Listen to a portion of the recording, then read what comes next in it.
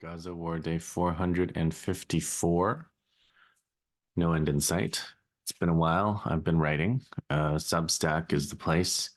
If I'm not here for a while, it's probably that I'm writing and feel more like sitting down and writing my thoughts instead of speaking them.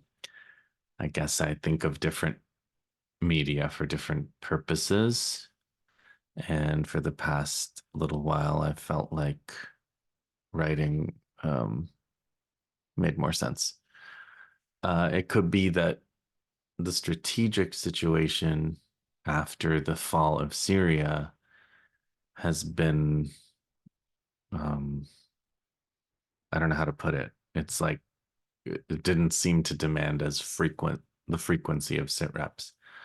I can't explain that in by saying that events are moving more slowly because they're not, but um, having given you the broad strokes of my understanding of what's going on in Syria and Lebanon and Gaza, I um I felt more like getting into some of these issues. I'll talk about what I've been writing. I'll give you some sense if you haven't gone and read them of what I've been writing about on Substack in this video, actually. But the main reason I came back tonight was because I wanted to break down Syed Abdelmalik Badruddin al-Houthi's speech tonight. Well, today he gave a speech, his weekly Thursday address, calling people to the demonstrations on Friday, and he said a couple things that I wanted to tell you about. And because Yemen is now, I think, even though it doesn't look like it on a map, Yemen is definitely the front line now. Yemen is carrying the war against the US and Israel. They're in the middle of I think, probably the most pure responsibility to protect R2P or humanitarian intervention that possibly has ever happened in human history. Definitely since the term was coined for as a cover for imperialist operations. Some people have pointed out that there were a couple of real humanitarian interventions that have happened in the past. In the 1970s, Chomsky cited two. He cited before. He said the Americans never do humanitarian interventions, but if you search history, you would find examples of humanitarian intervention in history, recent history. One was India intervening in East Pakistan to help the rebels in East Pakistan create the state of Bangladesh in 1971. They were fighting against, well, West Pakistan. They were fighting for separation from Pakistan, and the campaign against East Pakistan was brutal, and there were a lot of refugees going to India, and India intervened and basically forced the further partition, I guess, of Pakistan and into Bangladesh and the creation of Bangladesh. And now we have Bangladesh. And the thing is, India did that for their own reasons. India and Pakistan had fought several wars already and were going to fight more. And the 1971 war was a chance for India to strike us a serious blow against an enemy of India's, a geopolitical enemy of India's. So that was, possibly, arguably humanitarian in effect. I'm sure there are those that debate that, but it was also motivated. It had a certain strategic motivation. Pakistan and India are neighbors. Trouble in Pakistan causes trouble in India. So the chance to do that was taken by India. The other one is Vietnam intervening to oust Pol Pot, also in the 1970s, I think 1979. But that also, Vietnam and Cambodia are neighbors. The destabilization created by Pol Pot's regime in Cambodia. This is not an area I'm an expert on, in case you were wondering. I know a little bit. I've done some specialized reading about the Vietnam War specifically because since the Gaza War started. Um, General Giap, who I've mentioned before, and other general histories of the Vietnam War. But this, like I said, not I don't know more than the average person about this. This is not a specialization for me. But it has been Chomsky and others have cited this as another example of a humanitarian effect of an intervention by Vietnam, which they weren't doing to gain land or anything. They went and basically overthrew that regime. And but again, neighbors, strategic importance for the neighbor, and some selfish reasons. But what Yemen has done, they're not neighbors of Israel. They are intervening to try to stop a genocide, which they have every right to do, an obligation to do under international law, and so does every other country, none of whom are doing it except for them. And I mean, arguably, of course, um, Lebanon, also, you know, inarguably, I should say, not arguably, inarguably sacrificed a tremendous sacrifice to try to do the same thing, to try to stop the genocide in Gaza. So did the resistance in Iraq. So did the Iranians, with various forms of support. But as far as taking bombs, so did Syria unto their own destruction. Supported the the Palestinians in Gaza in various ways for a long time. So, but, but, and again, I'm not here to weigh the sacrifices or heroism of all of these different interventions, all of whom were acting out of conscience and doing something so important, and that, like, we in the West, as the phrase goes, cannot hold a candle to in terms of what we're doing to stop the genocide. But I just think there's a special um, there's a special kind of heroism for this particular humanitarian intervention where they have been they are not neighbors. They had nothing strategic to gain and everything to risk. And I think 2025 will be the year that Israel and the Americans do every depraved thing their evil imaginations can possibly think of against Yemen as revenge for this attempted humanitarian intervention. And people in Yemen are getting ready for that. But they did this, they took this on. And the things they've said about it at their rallies, we're more afraid of God than we are afraid of America or the Israelis. We don't want to face the punishment of hell more than we don't want to face, whatever these imperialists can do to us. These are just amazing things. They're just amazing things to see and to witness. And I can't say enough about that.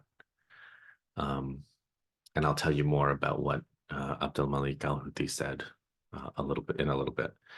One of the things Abdelmalik al-Houthi said takes us to our Gaza front line, and he noted that there have been 14 operations in North Gaza this week. Maybe not north, maybe just across Gaza. 5 against infantry, 5 against vehicles, 4 sniper operations.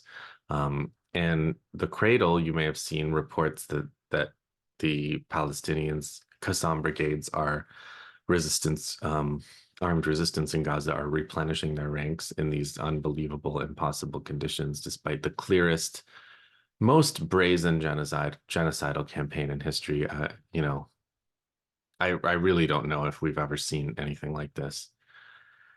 Certainly not in this level of detail for this many people to watch, unable to do anything about. You probably saw the Israeli ladies being interviewed, the old ladies being interviewed today, about how they don't care or enjoy, seeing the mass death of Palestinians discussed does not begin to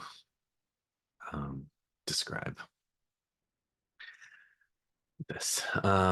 Okay, so in the West Bank, all the usual fighting. The PA, the Palestinian Authority, the people who signed the agreement with Israel in the 1990s, the security cooperation, they are in some ways more Israeli than the Israelis in terms of their suppression of the resistance right now. They are taking the brunt of this battle with the resistance from the Israelis. The collaboration is intense, and there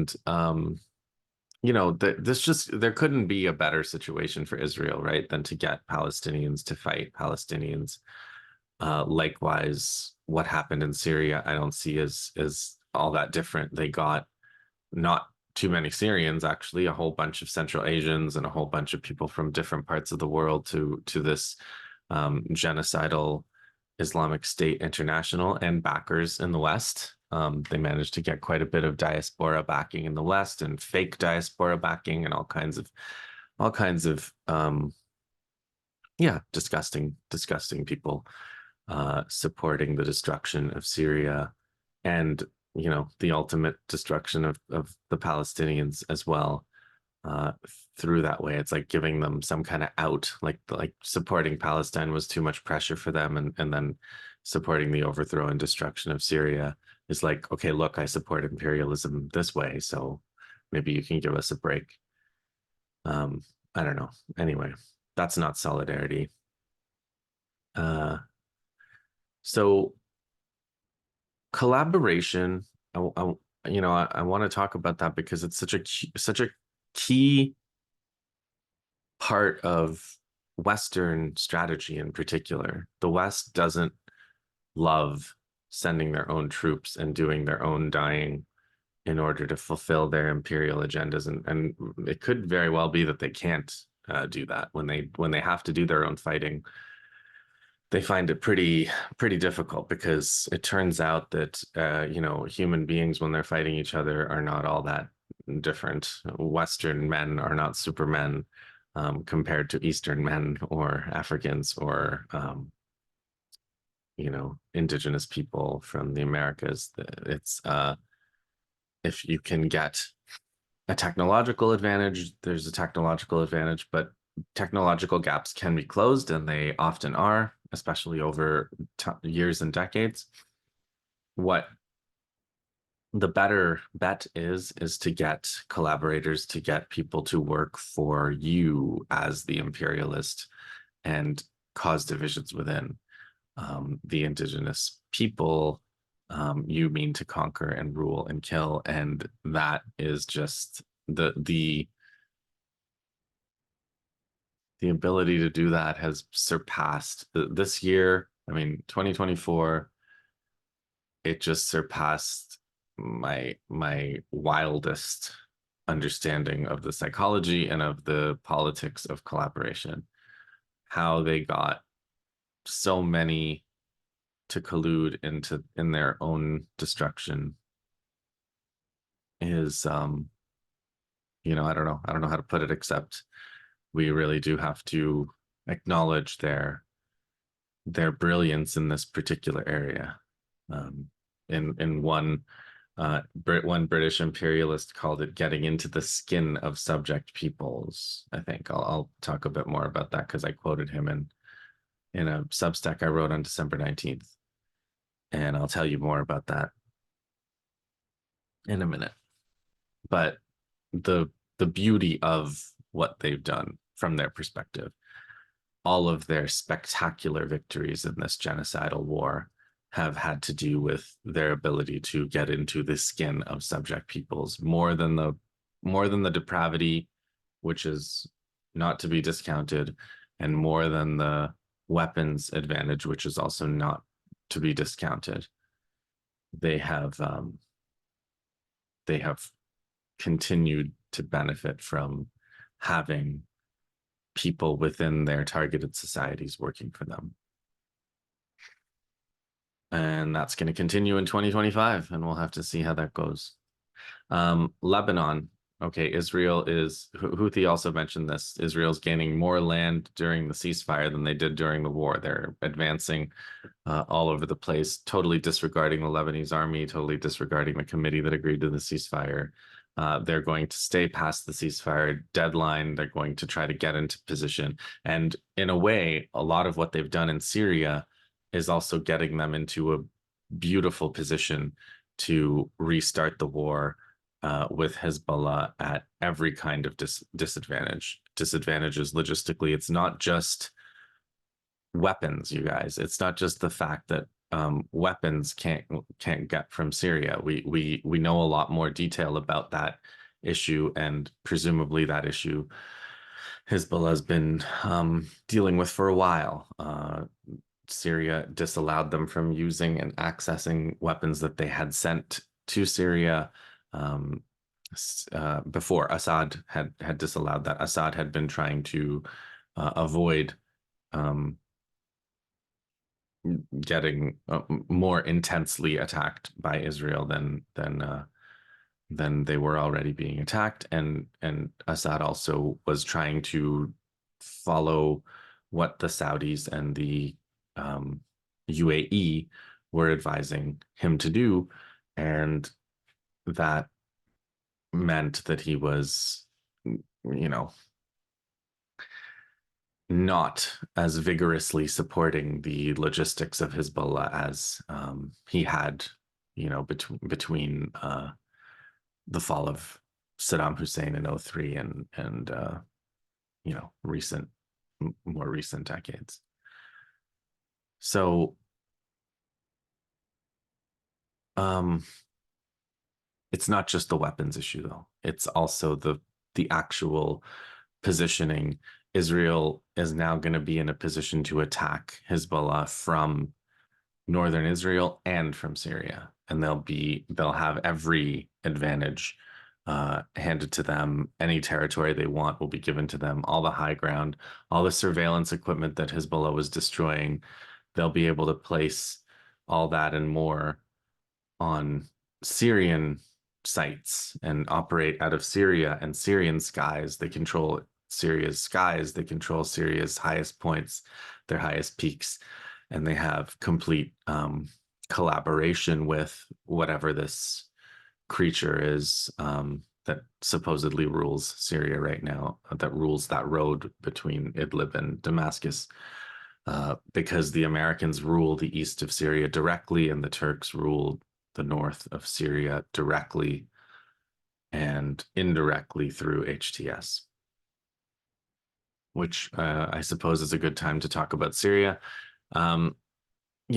Historically speaking, when you're installing a new regime, when you've just won a war, a regime change war, a war of conquest, a civil war where you've ousted the previous government, there are generally two things that happen, or if you survive, right?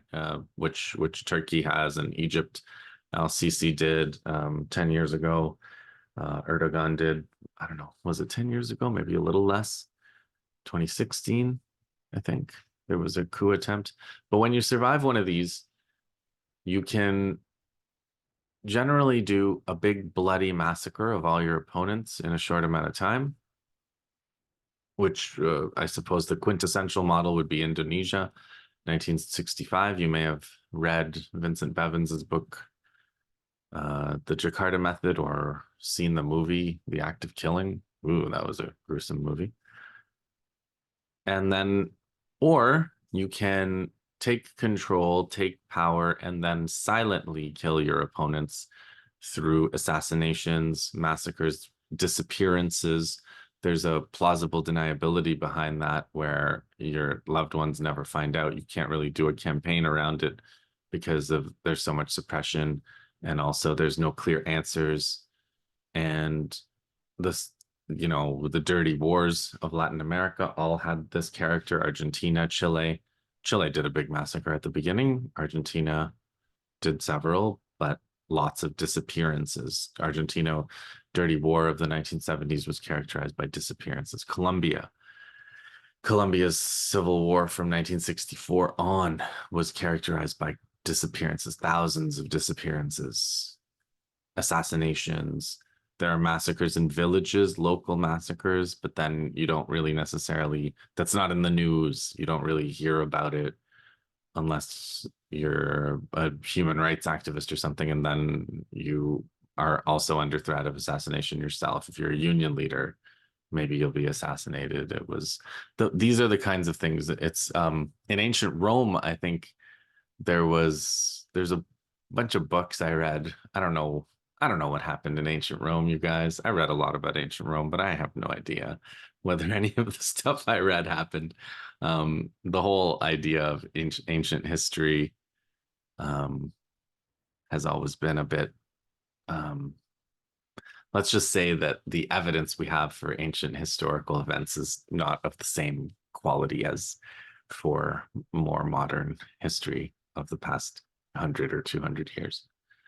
So, but in ancient Rome, supposedly, there were these dictators, Marius and Sulla, before Caesar in the late Republic. And Marius became consul and tried to be dictator and committed these huge massacres against his political opponents. And Sulla came in after, and he was dictator, and he proscribed, which means he disappeared people and killed them silently with a lot of deniability, and silently took their property. And so these are, since ancient times, these are thought of as the two modes. So what happened in Syria was this bloodless takeover over 13 days, following extremely bloody civil war of 13 years. So Syria didn't collapse in 13 days, right? Syria collapsed in 13 years. And the bloody war of 13 years led to this extremely bloodless, rapid regime change, with now al-Qaeda / ISIS in charge of Syria, appointing all of these prescribed, they're different use of the same word, terrorist organizations to terrorist individuals to government posts, not Syrian people, although they define who's Syrian now and who's not. That's what happens when you conquer a country. But it looks to me like that Salah prescribing, disappearing kind of regime. So there are massacres of minority people. There are lots of assassinations under the radar. There are refugees fleeing to Lebanon. The US has said they're not going to lift the sanctions. They said they're going to keep the granaries and oil fields, and they're going to send wheat from Ukraine, whose fields have been plowed with depleted uranium munitions for the past 3 years, is going to send wheat to Syria.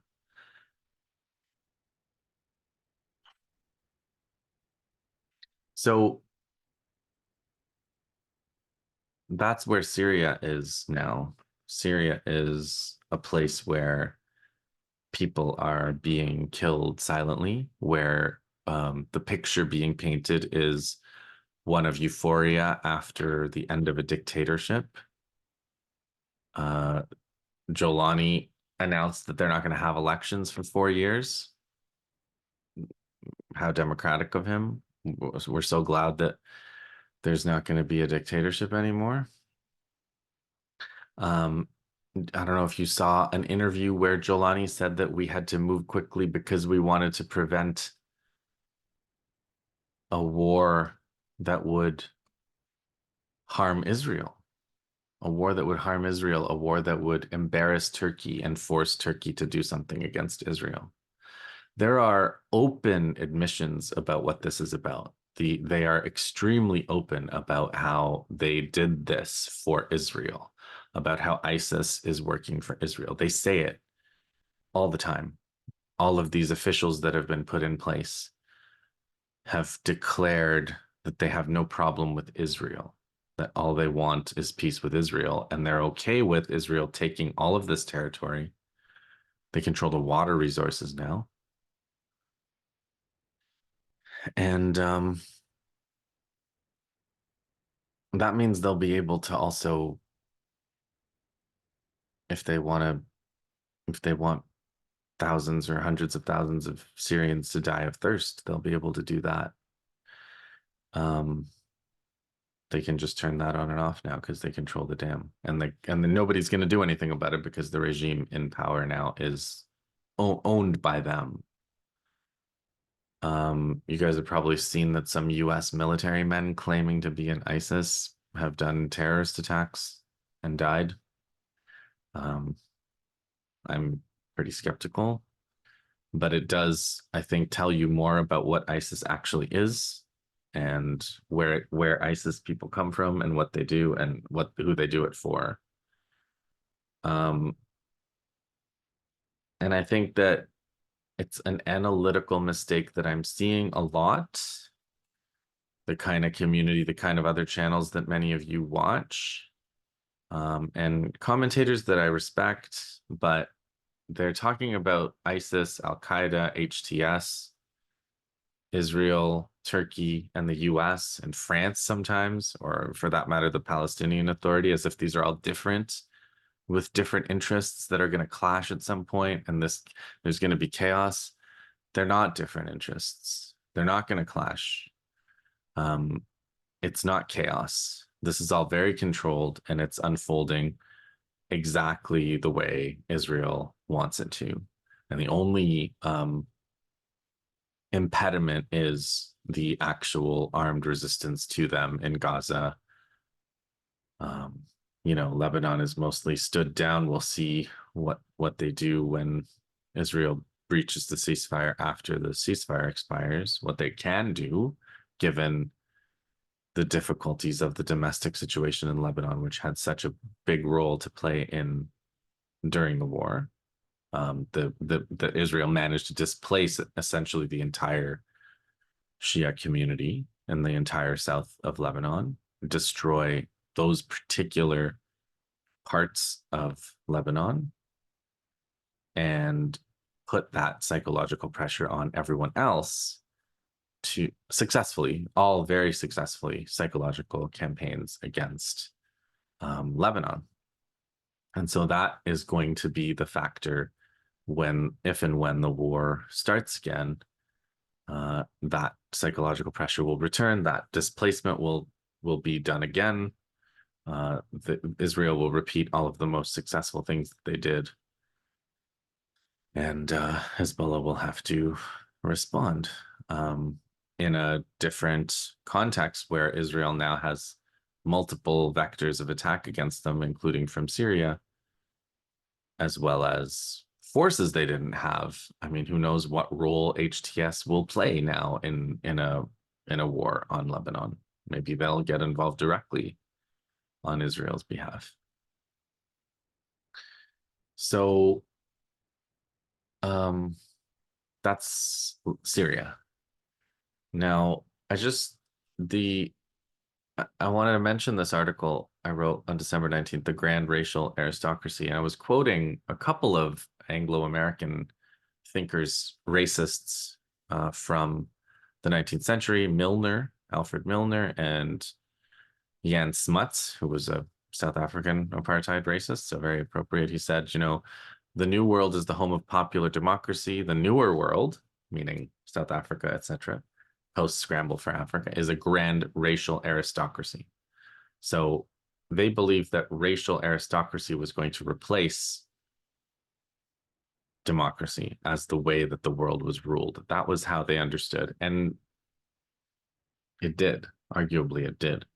This is where we live now. We don't live in a democracy or a system of sovereign states. We live in a grand racial aristocracy, and the master race has the right to kill with impunity. They decide what's true. They decide what's crime. They decide what's law.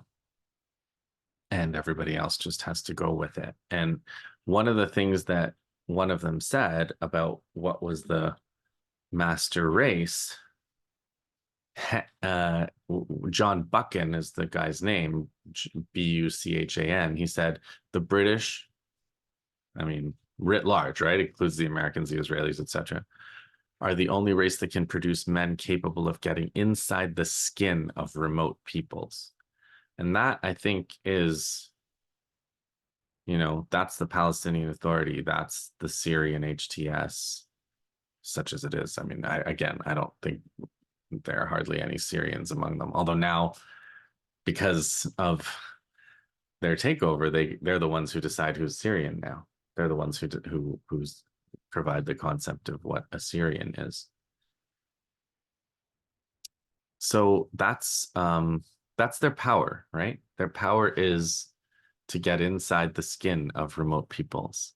And so, you can talk about Russia's missiles, right? The Oreshnik, or Russia's unbelievably effective integration of drones and tanks and defensive fortifications and fourth generation warfare and all of that. And you can talk about China's unbelievable technological and productive prowess. But if the imperialists can get inside the skin of remote peoples, they can use all of that against their enemies. So China's production then works for America. Russia's missiles work for America, or they don't work at all, right? And when Russia was destroyed, temporarily taken down by the West in the 1990s, it was done by Russians. It was done by Yeltsin. It was done by Gorbachev. And if they can find that in China, then they can take China out. And if they can find that in Iran, and maybe they have found that in Iran, I don't know. They certainly found it in Syria, right? And they certainly have it in the diaspora. And so if they find those people into whose skin they can get, the hard power advantages that can be accrued over time, or all of these gains that can be made on the battlefield or in production, can all be turned around on the oppressed, on the colonized. And that's what the recent Syria takeover, I think that's what amazed me about it all, was that ability that the imperialists continue to have. So one person who understands this is Syed Abdelmalik Badruddin al-Houthi, the leader of Ansarallah, and he gave his Thursday speech. He summarized the year. He said there have been 931 air raids this year from the Americans and the British and the Israelis. They killed 106 people. They wounded 314. But he said this has not made any difference at all in terms of our support for Palestine, and they will continue to support Palestine no matter what. He was like, no matter what. So he said, if anything, their capacities have improved. He promised they would, apparently. I don't remember him promising they would, but he said he promised they would because of necessity of the battle. And he said, and as a result of the necessity of the battle, we have improved our missiles, improved our targeting, our intelligence. All of the things they need to fight the Americans and Israelis are improving. Their counterintelligence, they are working day and night against the people that are wearing their skins and trying to get them. I'm sure the Israelis want to kill Houthi the way they killed Nasrallah, the way they killed Haniyeh. They killed Sinwar by accident, but I'm sure they're very happy they did. So they want to kill the way they killed Raisi in Iran. So they want to kill Houthi. They've said as much many times. And he talked about this. He said, the fact that the Ummah, the Muslim countries so many of them work for Israel. They designate Hamas as a terrorist organization, not Israel. He says This is all very helpful for Israel. It's very unfortunate for the Ummah. Ali Rizq's translation, he kept using the word unfortunate in his live interpretation. He said Israel. He cited a lot of Israeli sources, the way Nasrallah used to. He said one of them says Yemenis are very well armed, they're very dangerous, and he said it's an honor to be thought of that way by Israel and the U.S. And he said this is an age where if you're unarmed, they'll invade your country. The unarmed, the weak are invaded. He cites Syria. He talks about Lebanon and how even under the ceasefire, the Israelis are advancing. I mentioned that already. He said Israel's also setting up checkpoints in Syria. Israel's setting up checkpoints in Syria. They're taking people's weapons. They destroyed all the big weapons, and now they're taking the small weapons. He said they're even searching bakeries. It's all humiliation of the Ummah. He said, meanwhile, Israel has the right to have every weapon, nuclear weapons, every kind of weapon Israelis have. But the Ummah, the Arabs, the Muslims are not allowed to have any weapons, even though he says he points out that it's a constitutional right in the United States to bear arms, but they don't want anyone in their region to have weapons. And he talked about like Trump. He said, what do you expect from Trump? He said Trump is coming to, he wants to annex Canada, he wants to annex Panama, he wants to annex part of Norway. He said, what do you think he's going to do to us if he's talking about annexing all of these places? So his conclusion, Nasrallah used to say things like this too, was, you're not going to get anything from the UN. All you can do is defend yourself, your own strength, your own arms. That is the only way you can save yourself from the Americans, from the Israelis in this world. But then, he said something really I don't know, powerful, I guess. He said, we're not proud of our weapons, we're proud of our faith. And so it was a great, great speech to break down from him, al-Houthi, the leader of Ansarallah. And then the other Substack I wanted to just go over a little bit was the last one that I did a couple days ago about 2024. It was called The Illusions of 2024. And it's just like trying to deal with the fact that the world doesn't work the way I thought. I always, more than many people, I think, in our community, I've always understood realpolitik, probably Mr. Power's influence. If you listen to the historical podcast, he introduced me to the concept 30 plus years ago, and it made a lot more sense than the high-minded ideals of international law and whatnot. But even realpolitik doesn't work the way that I thought it did pre-2023, because I didn't think that the West would get away with, and that Israel would be able to get away with what it's gotten away with and getting away with. I didn't know that this kind of evil would be so compelling to so many who were still eager to collaborate and work with Israel, instead of inducing the kind of revulsion that I thought we were all raised to have. That's what I thought we were all supposed to. We were all raised with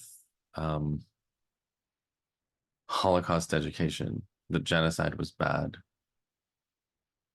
And I took that seriously, but apparently that was stupid me. And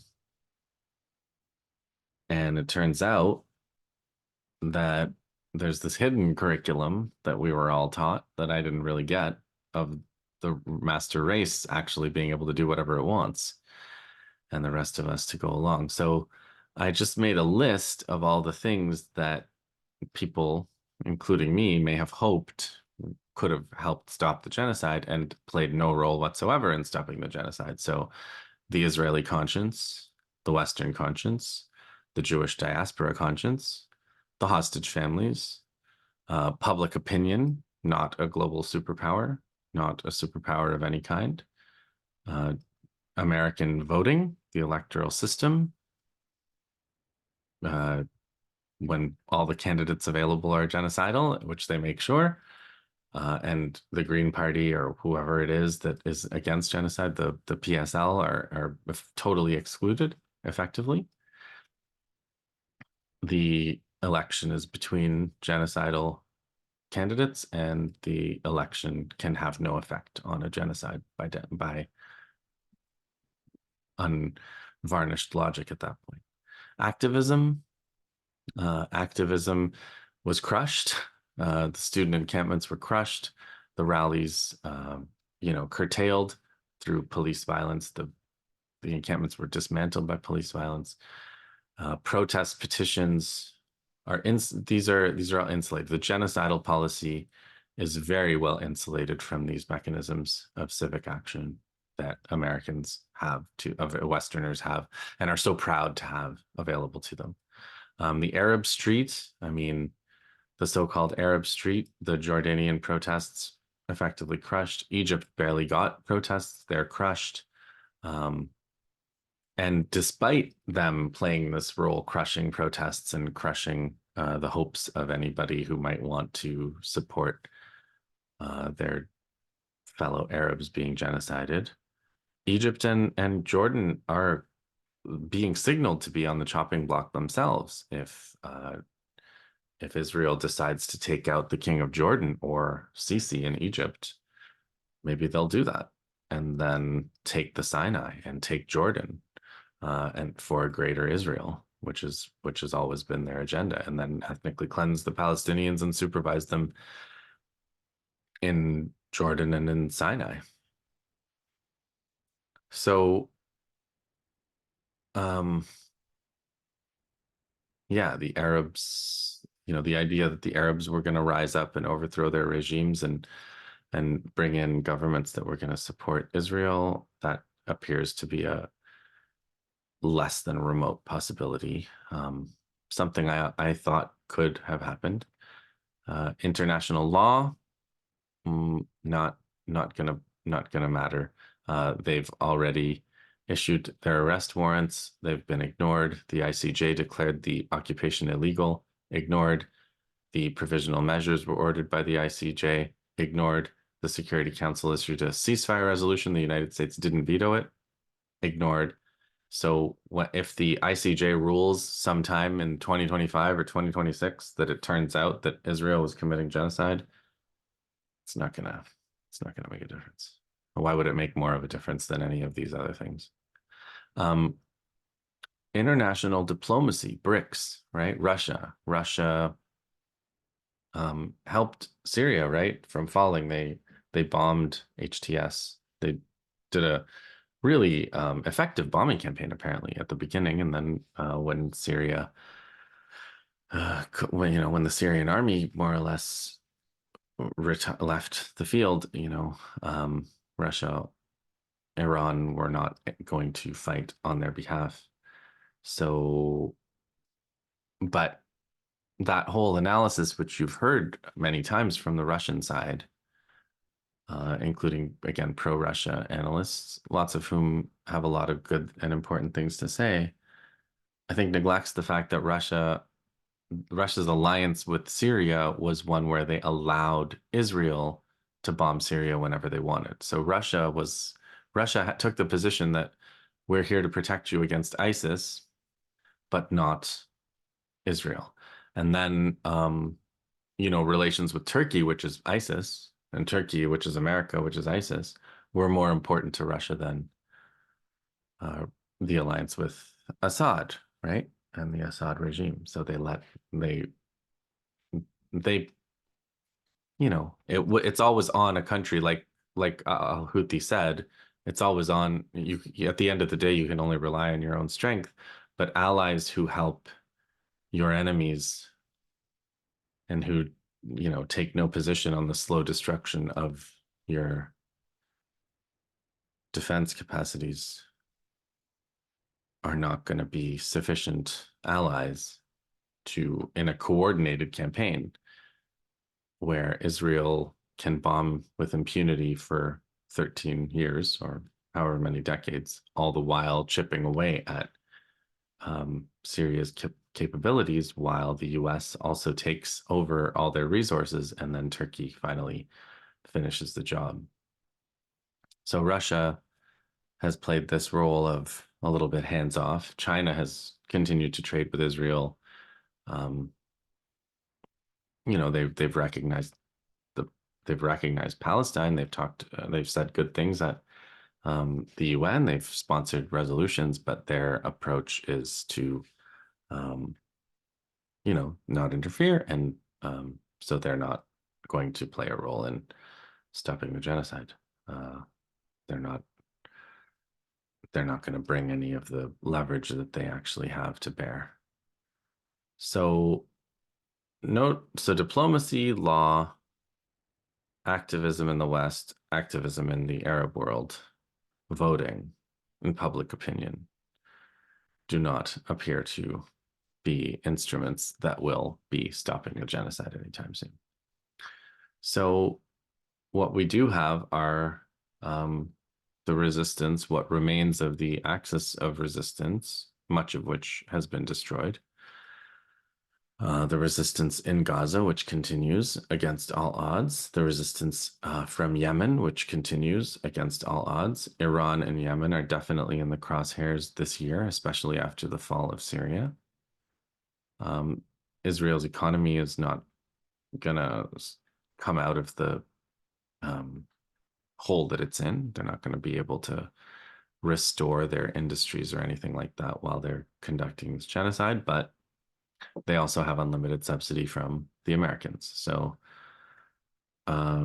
this is why at this point there's no end in sight. And if you're looking for something to do, you have very few things to do that can make a difference. And we have to support people who do things like Palestine Action, the civil disobedience, and the unarmed resistance they're doing is so important. And they're risking everything. They're going to jail. There's lots of them in jails for what they're doing. If there's 8 people doing something, they're all going to go to jail. If there's 800 or 8,000 or 800,000 people doing something, that's a totally different story entirely. So, those things scaled up could make a really big difference, of course. Economic pressure makes a difference. And I have to mention, all of these fundraisers, all of these things that, literally, if you can keep people alive, if you can help people survive in Gaza right now, support the municipality, the municipal services, anything, a colleague of mine is trying to keep education going, anything that keeps people alive right now with money is really important right now. Those are the kinds of activism that can be done right now. And we have to try to scale that up in 2025. We have to, whatever we're doing, this media work that we're doing, if we can sensitize more people and get them more people to the point where they're willing to support a Palestine Action kind of action, or things like that, or the people support the people who are going to jail for that, or support people in Gaza. Those are the things I think that we can do right now. And if there are more things that occur to me, I will share them with you. And if there are more things that occur to you, go ahead and mention them in the comments, because this is definitely a time where any idea is welcome. We just don't want to waste our time or energy with ideas that we know aren't going to work. So let's assess them with a clear and ruthless eye, and hang in there. And I'll see you in the next one.